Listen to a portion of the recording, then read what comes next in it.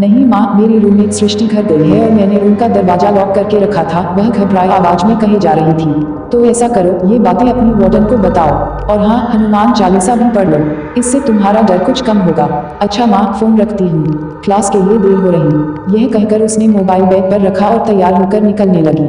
जो ही वह दरवाजे तक पहुंची, अचानक दरवाजा बंद हो गया। वह हैंडल बार बार घुमाने लगी किंतु वह खुल ही नहीं रहा था। वह दौड़कर बेड के पास गई और मोबाइल से वार्डन को फोन लगाया। मैं अपने कमरे में लॉक हो गई हूँ, दरवाजा ही नहीं खुल रहा। Room number 6। इतना ही बोल पाई थी कि उसे लगा किसी ने मोबाइल उसके हाथों से छीन ला हो। घबराहट के मारे वह बेहोशी महसूस करने लगी। माँ ने कहा था हनुमान चालीसा बोलने को, यह सोच वह बोलने लगी, भूत पिशाच निकट नहीं आवे, महावीर जब नाम सुनावे। अभी इतना ही बोल पाई थी कि भड़ाक से दरवाजा खुल गया। लगा जैसे कोई बाहर निकल गया हो। वह बिस्तर पर अर्धमूर्छित सी पड़ी थी। तब तक वार्डन आ चुकी थी। रूम का दरवाजा खुला देख अंदर आ गई। नेहा बेसुध पड़ी थी। वार्डन ने उसके चेहरे पर पानी की छींटे मारी तो नेहा ने आंखें खोली। क्या हुआ नेहा, तुम्हारी तबीयत तो ठीक है न? मैम कोई था यहाँ, उसने मेरा पानी पी लिया, मेरे कॉस्मेटिक्स फैला दिए और सृष्टि के बेड पर सोया भी था। नहीं नेहा, ऐसा कुछ नहीं हुआ होगा, यह तुम्हारा वहम है। नहीं मैम, यह वहम नहीं था।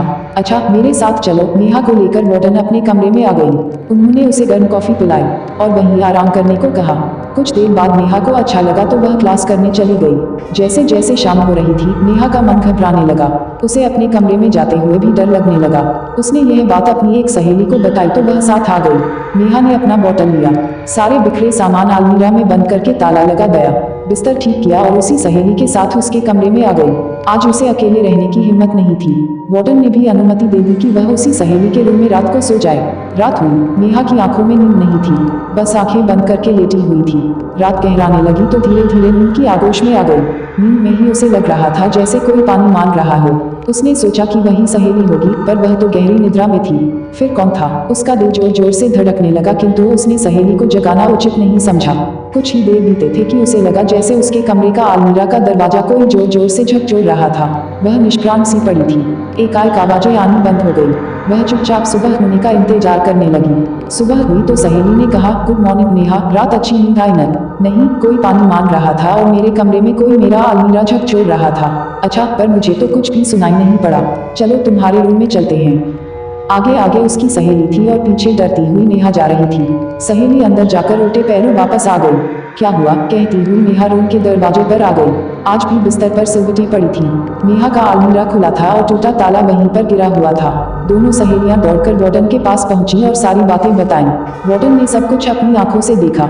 जल्दी नेहा के घर में फोन करके वार्डन ने बताया कि यहाँ कुछ तो हो रहा, आप नेहा को ले जाएं या यहाँ आकर 2-3 रहकर सब कुछ देखें। शाम होते होते नेहा के पेरेंट्स आ गए। उनके साथ तंत्र मंत्र जानने वाला भी कोई था। नेहा को देखते ही उसने कहा कि नेहा अकेली नहीं, कोई उसके बगल में खड़ी है। कौन? एक लड़की हाथों में पानी का गिलास लिए खड़ी है। उसके होंठ सूखे हैं, लगता है जैसे वह कितनी प्यासी है। ओह, अब क्या होगा, देखता हूँ, कहकर तांत्रिक ने अपने झोले से एक लकड़ी निकाली और से जलाया। वह छटपटा गई। आग बुझाओ, वह जोर से चीखी। नहीं, पहले सबके सामने आओ। नहीं, वह मारेगी। कौन मारेगा? वही जिसने रैगिंग के लिए मुझे एक बिल्ली के साथ कमरे में बंद कर दिया था। कहाँ है वह? यहीं खड़ी है हरे सूट में। ठीक है, पर अब तुम सामने आओ ताकि वह भी तुम्हें पहचान सके। वह तुम्हें मार नहीं सकती, हम लोग हैं यहाँ पर। अचानक वहाँ पर हवा का झोंका सा आया और वह हाथों में गिलास लिए सामने खड़ी थी। हरे सूट वाली लड़की, जिसका अब फाइनल ये था, उसे देखते ही घबरा गई। उसे याद आया कि उसने उसे एक बिल्ली के साथ कमरे में बंद कर दिया था। उसके बाद कॉलेज में 1 सप्ताह की छुट्टी हो गई थी। सभी अपने घर चले गए थे।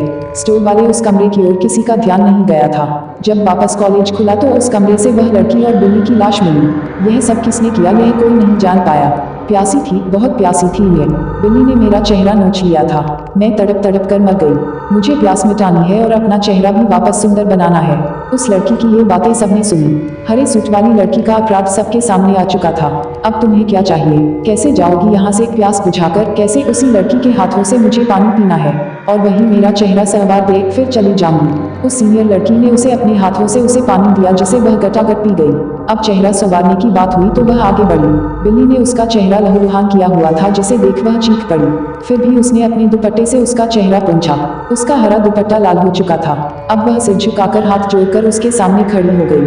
हाँ हाँ हाँ हाँ, चलो माफ किया, अब जाती हूँ, मेरी प्यास बुझ गई, अब नहीं आऊंगी। उसके बाद सबने हवा का झोंका महसूस किया। अब वहाँ पर वह नहीं थी। रैगिंग का भयानक परिणाम सामने था, जो हॉस्टल के कमरे में दबा ही रह जाता, पर नहीं, अपराध कभी न कभी सिर उठाकर सामने आ ही जाता है।